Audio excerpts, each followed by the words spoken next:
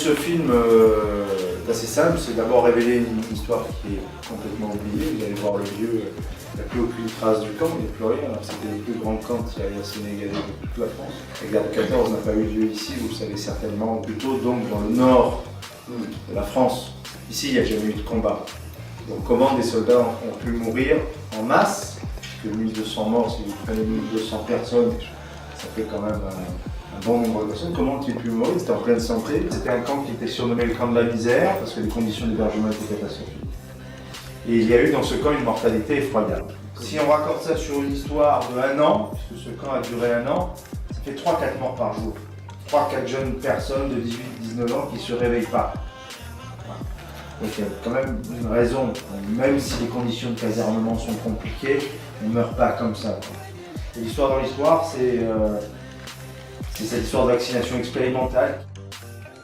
C'est l'histoire de mon pays, celui de la France, qui a des pans de l'histoire qu'il ne veut pas regarder en face, avec une question centrale qui est la question d'immigration et la question raciale. Le Tirailleur sénégalais, c'est la première vague d'immigrés. C'est la première vague d'immigrés qualifiés. C'est la première fois où la France va chercher dans des pays qui ne sont pas encore des pays étrangers, puisque c'était ses colonies, une main-d'œuvre qualifiée, en fait des soldats et les traite de manière très particulière, très ambiguë. Et certainement, ces 1200 morts sont la conséquence de ces questions très compliquées, où la race, ou la couleur sont des choses qui sont à l'époque abordées pas du tout de la façon d'aujourd'hui. Et mon idée derrière, peut-être que je me trompe, mais je trouve que dans cette histoire récente, parce que ça a à peine 50 ans, 60 ans, 70 ans, l'histoire coloniale et toutes les problématiques qu'il y a autour, le problème de l'immigration, il y a des clés de compréhension de nos difficultés d'aujourd'hui. Voilà. Si on a une société complexe, si on a une société métissée, si on a une société traversée par des flux migratoires, si nous avons la plus grosse communauté noire d'Europe, c'est parce que nous avons une histoire coloniale, c'est parce que nous avons un passé. Il faut le regarder en face, aussi douloureux soit-il. Si aujourd'hui on conscientise cette jeunesse issue de l'immigration, son premier réflexe, ça va être de se sentir légitime sur le territoire français, se dire j'ai une histoire, je ne suis pas issu d'une immigration coloniale qui aurait pillé une espèce de barbare qui serait arrivé sur les côtes françaises à la nage ou en bateau, en pirogue ou je sais quoi. Non, j'ai été arraché à ma terre d'origine, j'ai été une main d'œuvre pas chère, pour pas dire sous-reconnue en France pour reconstruire ce pays. Politiquement aujourd'hui, on met cette espèce de couvercle historique. Parce que le premier réflexe de ces générations-là, ça va être de dire mais si je suis légitime sur ce territoire, si j'ai une histoire, si ma présence n'est pas quelque chose qui est subi, mais quelque chose qui a été voulu, et qu'au même titre qu'un Français de souche, j'ai le droit à l'égalité sur le critère de la compétence, alors je vais l'exiger, je vais me battre.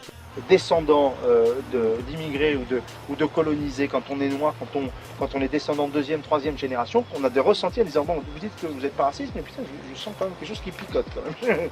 Enfin, il y a des endroits où je suis bien, il y a des endroits où je suis pas bien. Il est clair que bon, c'est une question qui se pose de plus en plus et on a du mal au regard justement de la composition sociologique de la société française, on a du mal à nommer les choses. Même si bon, tout le monde sait que des Arabes on en parle, des Noirs on en parle et tout ça, mais en tous les cas, et puis derrière la question de sempiternelle des immigrés qui ont envahi le pays et tout ça là, qui foutent le bordel et tout. Mais c'est une question fondamentale qui est posée aujourd'hui à la société française. Et comment cette société, qui est une société profondément métisse, elle travaille ou elle ne travaille pas avec cette question.